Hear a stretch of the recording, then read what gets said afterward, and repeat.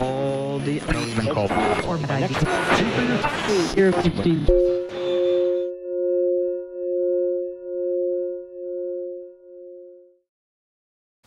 Welcome to ImprovLive 365. Today's episode of Tips and Tricks, where we give you ideas that will help make your life more creative and spontaneous, is about playing silence. This is an idea that seems kind of counterintuitive at first. How can you play silence? But it's an idea that is totally fundamental to musical improvisation, because music is made up of two things. It's made up of sound and silence. One without the other, you don't have anything. If you have just silence, you don't have much of a musical composition. If you just have sound, then it's like someone who's talking like this or running all the sentences together, and all they do is talk and never create anything. And it makes it really hard to understand everything they say because they're all upset. Right? So every musical utterance and every utterance of our words, we understand things because of the spaces between them. Right? Spaces without things is really nothing at all. And things without spaces are completely indistinguishable. Silence and sound. Together, they make up an entire universe of meaning. And the idea is very simple, that when you stop actively playing, you don't stop improvising. So even though I've stopped playing for whatever reason, I'm still as engaged in the improvisation as I was when I was actively doing. I'm just engaged in playing silence instead of in playing sound. And that's very important because that keeps you active and engaged and focused in the improvisation.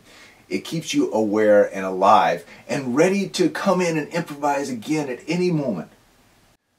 Our world is so filled with things that we have to do, with stimulus and ideas and people and actions and builds and work and all these things that we feel like we have to engage with. We have to be out there with. We have to be active and on our feet and doing stuff and making stuff happen.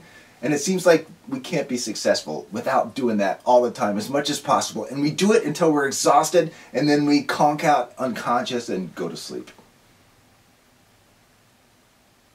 There's another way, which is to take time to play silence.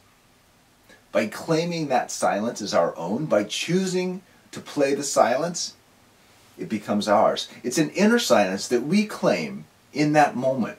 And having that space, that inner silence, allows creativity, innovation. It allows space for all these things to happen inside of us, to come out, and then we're in the flow and we're ready for action, to put those out into the world.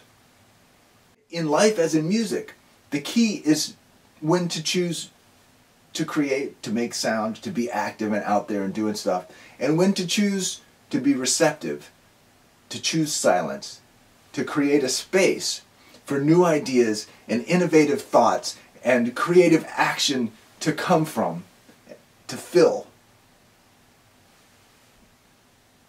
That only happens when we create silence, when we choose silence, when we play silence within ourselves. Thanks for improvising with us today, and I'll see you tomorrow on ImprovLive 365.